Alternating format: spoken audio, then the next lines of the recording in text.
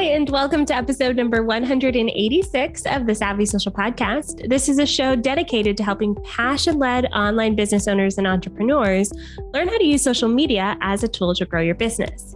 I'm your host, ANDREA Jones, and I'm fiercely committed to helping you understand both the how and the why of social media marketing so that you can create connection, build community, and make your difference in the world. And in this episode, I am talking all about why less content actually could be a good thing for you in 2022.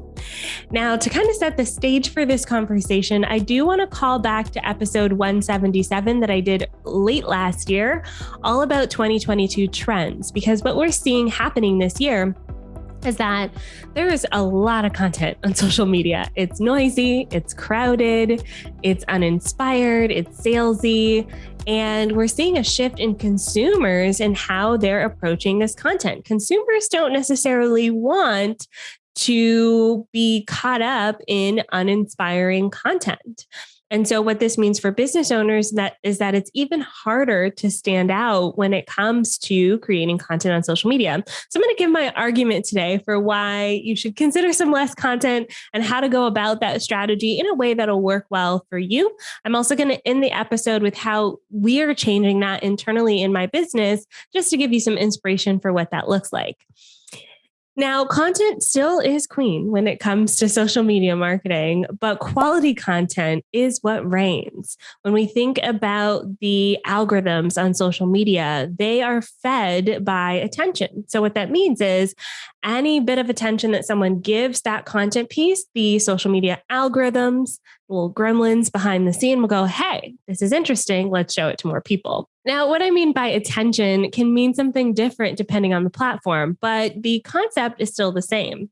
When we think about attention, it's really how long someone is spending with your content. So on platforms like Instagram, it's how long someone lingers on a post, how many carousels did they swipe through, how many stories did they watch, how long of your Instagram reel did they watch. On platforms like TikTok, it's all about video views, same with YouTube. When we're thinking about platforms like Facebook and Twitter, it's how you engage with that content. Are you liking? Are you commenting? Are you clicking around? So algorithms want attention. And I have a few examples of this that have just happened in the past couple of months with my clients. And one example of something that I saw on the internet. So one of my clients wanted to do some Facebook Lives, and he is notorious for being a talker. And he did one Facebook Live, his first one, and it was over 2 hours long. And I was telling him that this is not going to work, right? Like a 2 hour long Facebook Live is entirely too long. Nobody wants to watch this. However, the data proved me wrong when we were starting to look back through the data of that Facebook Live, and he did several weeks of these Facebook Lives. We were seeing that the retention was incredibly high. Facebook was actually starting to recommend those live streams to other people because of how many people were attending live. The replay views were very high. And it's not just that people were, getting the 3-second view that Facebook considers a view. Majority of the audience was watching at least half of that video. That means at least an hour of that video was being watched, which is wild to me. As someone who also likes consuming social media, I cannot think about any time in history where I personally would watch a 2-hour live stream. It would have to be a really big deal. But because this person's audience was really tuned in, they wanted that content and they craved it. And so when we think about how to show up in the world, that high quality piece of content for him was actually easier to create than any other content piece. Show up live for 2 hours. He did basically an hour-long training session followed by a Q&A, and people showed up for it and they loved it. So that's a great example of how quality content can really reign when it comes to social media. Another example is something that went viral recently, which it happened on Instagram. This lady gave birth live on Instagram. And I think it was about 7 hours long, if I remember correctly. People were watching it and sharing it. And it was fascinating to me that it caught on because obviously the nature of it is something that's unique and interesting. I don't know if anyone's ever given birth live on Instagram. She was in her home. She had a pool. It was like her 7th kid or something like that. And that is an example of quality content. That's an example of something that happened over a period of hours, and a lot of people consumed that content. So as business owners, when we think about how we're going to approach our content this year, we don't necessarily need tons of content, something that's labor intensive. We just need quality content, the kind of content that, number one, we like delivering. So I think the magic of a 2-hour live stream is that this particular client likes delivering that way. And number two, creating content that the audience likes to consume. His audience likes consuming content that way. Okay. So when we think about quality content, it has to check both of those boxes. So I want you to think about how that applies to your business as we head into the new year. Okay. So the second reason why we should consider posting less in 2022 is that the social media algorithms are getting smarter. And I think this is because of TikTok. Y'all know I love TikTok algorithm. It's one of the best out there. I've truly enjoyed watching it deliver me the content, the exact content that I want to see. But these algorithms are becoming smarter. And so they're actually helping people find you. They're helping your people find your content. So because of that, we don't need as much content. We just need the one piece of content that people want to see. Now, how do you know what the one is? That does kind of delve into the realm of, practicing and creating content, which I'm a huge fan of. There's almost never a time where just one piece of content is going to be the piece of content, but we may not need as much of it. So what that means is, do we need to post every day if the platform is serving up a post from 3 or 4 days ago and still showing it in the feed? So if that's happening, then do we need to post every day? That's the big question. I want you to scroll through your platform of choice and look through your feed. And I want you to notice the timestamps on what content is being delivered to you. I also want you to notice if that content is from people you follow or not. We're seeing a rise in discoverability in the algorithms. And I do believe this is because of TikTok, because of how much time people are spending on that app, because their algorithm is constantly delivering something to you that you probably want to see. So because of that, a lot of the other apps are copying this. Now, I will say this, there are apps that are discovery based already. YouTube is the king of discoverability. Literally, if I have to research something instead of going to Google, most times I'll go to YouTube. I'd rather watch a video of it. If I'm looking for a how-to, for example, I'd rather watch a video of it. So I'll go to YouTube, type it in, find the video, feel very satisfied that I got what I wanted. And YouTube's all about discoverability. If someone explained it to me in an interesting way, like this past summer when I was trying to grow tomatoes that I killed twice. Did y'all know you can drown tomatoes, by the way? I learned that this summer. So I went to YouTube, was searching different things. Like some of my plants had spots on them. The leaves were dying.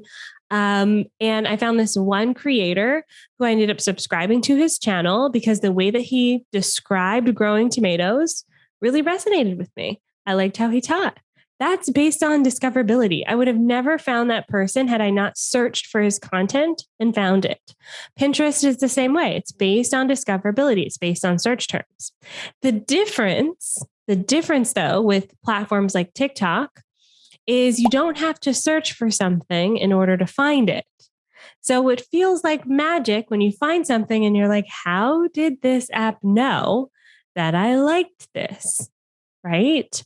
So it's leveraging your user behavior and delivering the content exactly how you want to see it. We're seeing this happen in other platforms as well. We're seeing this happen more and more on Instagram. In fact, Instagram Reels is all about discoverability. If you go into your Instagram analytics, take a look at how many people have viewed your Reels based on who has followed you and based on who haven't followed you. So Instagram will show you a percentage, how many people are engaging with you or viewing your content, whether they follow you or whether they don't. It's a really, really interesting statistic. And that's because Instagram Reels are delivered to people who don't follow you. And you'll notice this too, as you scroll through your Instagram feed, you'll see some Reels pop up and even other posts pop up in your feed from people you don't follow. And this is Instagram trying to serve you up content that you didn't necessarily sign up for. What this means for business owners, though, is that your content, the things that you're creating on social media, have a higher chance of being discovered. That means we don't need to create as much of it. We just need to be strategic about how we are using it and where it's being placed. Are people finding us naturally? Okay. And then the third reason why you want to think about creating less content this year is that there is a shift in social media. We're going back to the social side of social media. So social media has two pieces to it. We do have the media piece, which is creating content and creating quality content, as we've talked about in this episode. We cannot forget the social side of social media. And we are seeing a resurgence of that this year.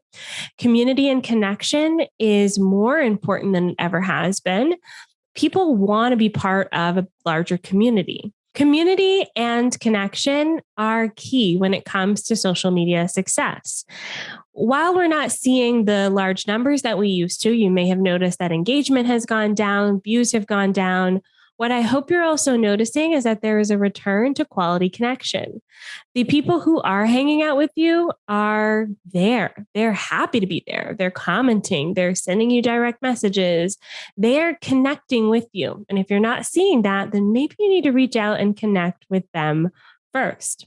We're seeing so much power in things like direct messages and just interactive content in general. When I think about something like LinkedIn, for instance, LinkedIn polls, which I talked about in my last solo episode, are really popular right now.